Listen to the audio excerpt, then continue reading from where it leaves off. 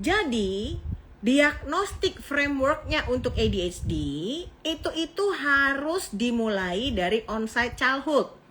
Jadi bukan adult onset gitu.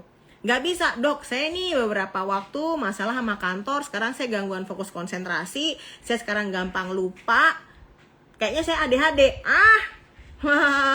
Nggak bisa gitu. Kabar semuanya, balik lagi dengan saya Dr. Santi, your psychiatrist, yang ngajakin kamu belajar tentang kesehatan mental dan bantu kamu untuk berpikir secara rasional. Dan malam hari ini kita akan bahas tentang ADHD assessment gitu. Nah, kenapa bahas ADHD assessment ya? Soalnya masih banyak yang kemarin nanya, dok, aku kok kayaknya ADHD deh. Aku kok kayaknya ADHD deh. Ini beneran ADHD nih kayaknya nih, tegak nih. Semua yang ada di video itu persis saya. Ya benar persis. Tapi ADHD itu bukan sesuatu yang munculnya itu karena satu stresor gitu ya. Yang munculnya itu dikarenakan adanya gangguan yang ada saat dewasa. Tapi dari kecil sebenarnya udah memiliki gangguan itu gitu ya. Jadi ADHD adalah neurodevelopmental problem gitu ya, adalah suatu gejala yang ada sejak kecil gitu. Nah tapi kenapa tuh dok? Kok waktu kecil aku nggak apa-apa, ketika dewasa terus aku jadi punya masalah? Nah di sini pembahasannya. Karena ketika kecil, ketika di sekolah itu masih standar-standar aja, bebannya nggak terlalu besar gitu ya, maka yang terjadi adalah ya kita go with the flow aja gitu ya, go with the flow aja. Tapi ketika dewasa, mulai nih bikin skripsi telat, ya kan? Suruh ngumpulin kerjaan nunda-nunda. Mulai nih ya, lupa-lupa. Masalah sama pacar, masalah sama pasangan, gak sabaran, beranteman di jalan. Mulai nih kayak gitu ya. Nanti kita akan bahas lebih lanjut gitu tentang gejala-gejalanya. Tapi aku pengen kasih tunjuk bahwa pemeriksaan dalam ADHD itu ya, itu berbagai macam standarnya gitu. Jadi teman-teman jangan berpikir hanya dengan ngobrol aja terus bisa didiagnosis ADHD. Karena ada yang bilang gini nih, alah itu mah bisa-bisanya aja tuh dok, kayaknya dia kayak nggak ADHD deh. Padahal kayaknya dia cuma sekedar males aja, ngaku-ngaku ADHD. Nah gini ya, jadi prinsipnya ada di sini ya. Jadi diagnostik frameworknya untuk ADHD itu harus dimulai dari onset childhood. Jadi bukan adult onset gitu. Nggak bisa, dok, saya nih beberapa waktu masalah sama kantor, sekarang saya gangguan fokus konsentrasi, saya sekarang gampang lupa, kayaknya saya ADHD. Nggak bisa gitu ya, nggak bisa kayak gitu. Lalu ADHD ini diagnostic frameworknya itu adalah dia persisten tapi konteks dependent. Makanya orang ADHD sering dibilang seenak sendiri. Kenapa? Giliran sesuatu yang dia mau, dikerjainnya tuh sampai bisa bergulung-gulung, berjilid-jilid. Tapi ketika sesuatu yang bentuknya mandatory atau sesuatu yang bukan maunya gitu ya, cuman sekedar mindahin aja tuh ya, jemuran dari tempat jemur masuk ke ruang laundry buat disetrika 2 minggu ya, pulang traveling kopernya kagak dibuka berbulan-bulan ya. Tapi coba punya sesuatu yang lagi disenengin banget, luar biasa gitu. Aku dulu ke Asroya pernah nemenin dokter. Halo, Charming Yoja. Ya, apa kabar darling? Tugas di mana sekarang? Jadi gitu, ADHD itu harus ada sejak kecil. Tapi bisa nggak dok late diagnose? Banyak. Ya, banyak klienku yang terdiagnosisnya itu udah gede, umur 35, umur 40 itu banyak ya. Jadi insight pentingnya adalah ADHD itu tidak sama dengan defisit kemampuan ya. ADHD itu defisit regulasi, attention, behavior, dan emotion. Bisa nggak dok pakai interview aja kita diagnosis ADHD? Bisa, tapi sebaiknya juga disertai dengan pemeriksaan-pemeriksaan yang lainnya gitu. Apa aja? Ya pertama nih ya, aku kasih tunjuk nih. Ada yang disebut dengan pemeriksaan standar assessment ya. 1, clinical interview ya. Suami ADHD, anak ADHD Kak Ica. Luar biasa Kak Ica ya. Jadi yang pertama, developmental timeline. Ini biasanya aku tanyain masa kecilnya gimana, aktif apa enggak, kadang-kadang sering bengong apa enggak gitu ya. Kemudian functional impairment mapping, hal-hal apa dalam kehidupan sehari-hari yang terganggu ya. Kemudian cross situational symptoms, apakah perilaku-perilaku yang tidak sesuai ini kayak misalnya hiperaktifnya, keterlambatan mengerjakannya, kemudian mendelaynya, itu di semua situasi sama atau enggak. Biasanya kalau pada ADHD itu nggak sama tadi, untuk sesuatu yang dia sukain dia cepet, untuk sesuatu yang dia nggak suka dia lambat gitu ya. Makanya sering saya pertanyaannya adalah apa yang paling konsisten bermasalah sejak kecil ya, atau apa yang membuat Anda gagal walau sebenarnya mampu gitu ya. Saya ADHD, terapi di Surabaya. Halo Kak Iklima ya. Jadi hal seperti ini tuh saya tanyakan ketika teman-teman mau assessment ADHD. Apakah berhenti di situ? Oh, tentu saja tidak. Diperlukan lagi assessment yang lain. Saya butuh ada collateral information gitu ya. Orang tuanya gimana? Pasangannya gimana? Gitu ya. Rapotnya, riwayat akademiknya gimana? Kenapa? Karena ADHD itu lifelong pattern. Bukan sesuatu yang mendadak dangdut. Ya, bukan sesuatu yang mendadak dangdut. ADHD itu lifelong pattern. Dan teman-teman yang punya ADHD harus paham bahwa ADHD ini adalah sesuatu yang bentuknya itu bukan curable, bukan sesuatu yang kemudian akan sembuh hilang gitu, enggak. Tapi harus belajar how to manage the symptom. Bunyinya adalah manageable ya. Semangat membersamai suami dan anak ADHD ya Kak Paramita ya. Nanti semoga diskusi ini bisa bantu ya Kak Paramita ya. Nah, apakah hanya dari wawancara, Dok? Oh, tentu saja tidak. Ada beberapa assessment tool yang bisa digunakan ya. Ada yang disebut dengan ASRS. Nah, teman-teman yang mencurigai dirinya ADHD ya, Dok kayaknya aku ADHD tapi belum berani datang ke psikiater, aku belum berani datang ke psikolog. Teman-teman boleh cek dengan ASRS ya. ASRS ini fast screening, itu gratis. Bisa diakses di website ya, Novo Pesai ASRS. Silahkan teman-teman akses di situ ASRS ya. Yang lebih dalam lagi tapi perlu dibantu oleh tenaga profesional adalah DIVA-5. Kemudian ada WORS ya. Tapi kembali lagi, kalau teman-teman kemudian saya kok ternyata dari screening ADHD Dok, berarti saya tegak ADHD. Hati-hati. Screening ini cuma tool untuk membantu aja. Ya, bukan menggantikan. Diagnosis harus dibuat oleh psychiatrist atau clinical psychologist ya. Hati-hati jangan langsung bilang, ASRS saya tuh nilainya begini nih gitu. Nah, contoh-contohnya apa? Nih contohnya ya. Jadi ini adalah DIVA-5 ya. Kecil-kecil banget Dok, nggak bisa ngeliat. Sama, aku juga nggak bisa ngeliat. Nggak cuma Anda yang nggak bisa lihat.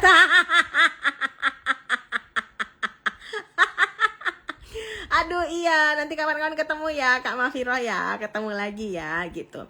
Jadi ini yang DIVA-5 yang dalam tadi gitu, saran saya didampingi oleh tenaga profesional ya dalam pengerjaan DIVA-5-nya. Nah, yang tadi aku bilang fast screening itu teman-teman bisa gunakan ini ya. Ini adalah ASRS ya. ASRS ini teman-teman bisa akses gratis. Gratis ya Kakak ya. Segera akses. 5 menit lagi Kak, aksesnya kan segera ditutup. Kakak langsung aja cek. Silahkan cek Kak di Novo Pesai. Tinggal naik Novo Pesai Kak. Novo Pesai. Silahkan ketik NOVO PSYCH, dicatat Kak ya, tolong dicatat Kak, NOVO PSYCH, sudah Kak dicatat, kemudian spasi ASRS, NOVO PSYCH ya Kak, NOVO PSYCH, sudah dicatat Kak, catat ya Kak ya, tinggal berapa Kak stoknya, 5 lagi Kak ya, 5 lagi, NOVO PSYCH, spasi ASRS, Bagaimana cara mengerjakannya? Mengerjakannya mudah banget Kak, nanti Kakak tinggal masukkan saja NOVO PSYCH ASRS, di situ akan diminta untuk administer now, langsung isi pertanyaannya, Nanti di pertanyaan yang paling bawah kakak akan diminta untuk memasukkan alamat email.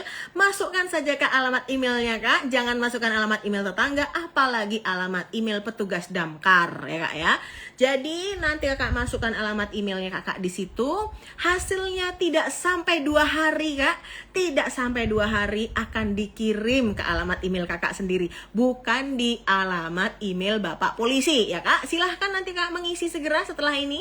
Silahkan kakak isi segera setelah ini. Setelah kakak mengisi, tidak sampai 2 hari ya kan, bahkan di beberapa kasus hanya 1 menit kak, langsung dikirim kak. Kita mah nggak pernah janji-janji bohong, nggak pernah janji-janji bohong.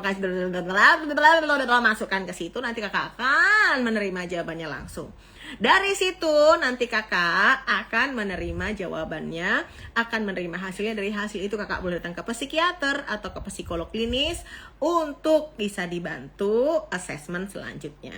Nah, selain ASRS apakah ada yang lain? Ada dong kak. Kakak shade-nya mau yang apa kak? Shade-nya mau apa kak? Kakak undertone-nya apa kak? Kakak lihat di sini ya kak. Kalau kakak warnanya biru-biru kehitaman, itu namanya lebam kak. Kalau kakak warnanya hitam-hitam kusam, nah ini namanya sawo matang, bentar lagi busuk kak ya. Jadi kakak silahkan pilih warnanya. Kakak silahkan pilih warnanya berdasarkan warna undertone kakak. Bukan warna underwear, tapi warna undertone kak ya. Dilihat kak, apakah warnanya biru-biru kehitaman atau coklat-coklat keemasan menjelang busuk kayak sawo matang ya kak ya. Silahkan dipilih kak. Kalau kakak tadi misalnya nggak bisa akses ASRS kak, kakak juga bisa yang lainnya. Contohnya adalah WURS ya, cyanosis.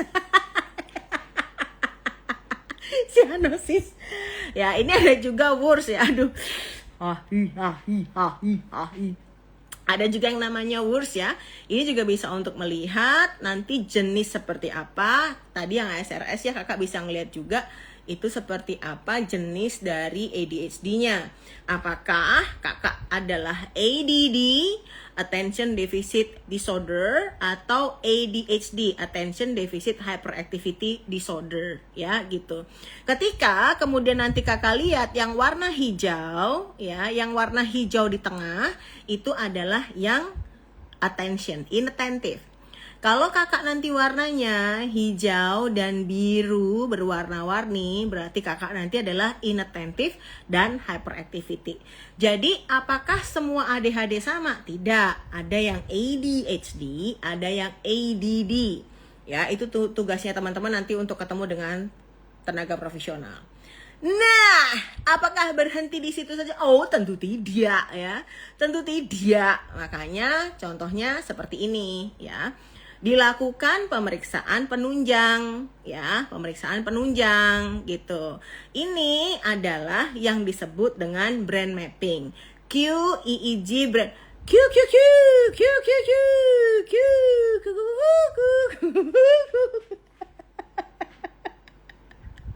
pemeriksaan penunjang ya, bukan tunjang yang di nasi padang, mohon ya. Jadi lakukan pemeriksaan penunjang untuk teman-teman meyakinkan ya kak, meyakinkan bahwa apakah ini aku pernah banget loh. Iya, pernah. Orang tua itu nggak terima gitu loh, bilang, dok enggak nih dok, anak saya tuh males aja nih. Nih kayak gini nih cuman males aja. ADHD apaan? ADHD apaan? Apaan ADHD dewasa? Gak ada tuh dok ADHD dewasa. ADHD kan cuman anak-anak doang. Kalau ada orang dewasa gak mau ikut aturan, ngaku-ngaku ADHD, itu mah antisosial berkedok ADHD. Mohon maaf Anda ya. Ini kan penilaiannya mesin. Masa saya mau mesin mesin ini itu bisa dimanipulasi ya? Nggak bisa dong. Kita lihat nih di sini gambaran dari QEEG. Nah, apa bedanya sama EEG? QEEG ini adalah kuantitatif EEG. Jadi dari EEG yang biasa tuh itu nanti diterjemahkan dalam bentuk warna-warni kayak gini. Nah, orang-orang dengan ADHD pada dewasa itu ada gambaran pola yang sebenarnya itu khas ya Pak. KHAS, bukan khas. Khas itu kalau khas dalam ya, khas dalam itu jenis daging sapi, itu namanya khas dalam. Tapi kalau khas ya, khas itu KHAS. Khas itu sama seperti kalau kita baca khusus, bukan khusus nggak pakai H ya, tapi ini khusus khusus ya, sama khas beda sama khas beda ya. Penting banget perbedaan intonasi dan bacaan itu sangat penting. Nah ini khas pada ADHD. Ada yang disebut dengan peningkatan gelombang-gelombang lambat meningkat like delta dan theta. Ini under arousal ya, cortical slowingnya di situ. Kemudian ada juga peningkatan beta 2 atau high beta. Nah, ini tuh gambaran hyperarousal ya.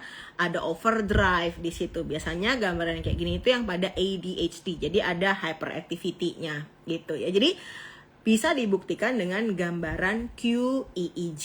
Jadi nggak hanya dengan interview aja, nggak cukup dengan kuesioner aja, akan lebih baik kalau misalnya dilengkapi gitu ya. Ini aku kasih contoh deh. Kasih contoh di sini. Nah, nih ya.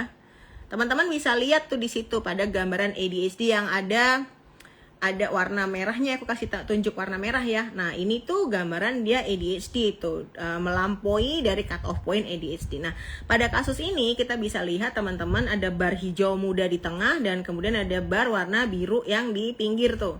Nah itu bar itu yang tengah itu yang untuk inattentive, yang di pinggir itu yang untuk hyperactivity. Apakah hyperactivity verbal, apakah hyperactivity motorik gitu ya. Jadi ini gambarnya adalah pada ADHD gitu ya. Gambaran pada ADHD gitu. Itu kayaknya ini juga sedikit ya. Jadi ADHD tuh gangguannya di mana dok? Gitu kan ya pertanyaannya. ADHD tuh gangguannya di mana? Sayangnya area otak yang berkontribusi pada gejala-gejala ADHD itu banyak, nggak cuma satu. Jadi ya ada prefrontal cortex, ya ada basal ganglia, ya ada amygdala limbic system, ya ada juga cerebellum. Nah, prefrontal cortex ini sendiri ini adalah top down control. Ya. Jadi prefrontal cortex ini yang untuk top down controlnya. Sedangkan untuk yang limbic atau ini adalah area bottom up drive-nya. Jadi pada orang ADHD, dia itu memiliki kesulitan dalam tadi ya, top down control sama bottom up drive. Makanya kadang-kadang under motivation, kadang-kadang over motivation. Kadang-kadang nggak ngerjain apa-apa, kadang-kadang ngerjain semuanya tanpa ada remnya gitu ya. Jadi penjelasannya sangat kompleks ketika kita membahas ADHD. ADHD dewasa ya. ADHD anak-anak ketika nggak ditangani berlanjut dewasa nggak, sudah bisa dipastikan seperti itu gitu. Oke, baiklah, terima kasih teman-teman yang sudah bergabung di malam hari ini. Kita bahas tentang ADHD ya. Pingin banget sebenarnya invite Balia dan invite Tita untuk bisa bergabungnya Dokter Tita dan Balia pasti akan menginspirasi banget deh kalau bisa live bareng tadi hari ini. Tapi sayangnya nggak bisa, sedih banget ya.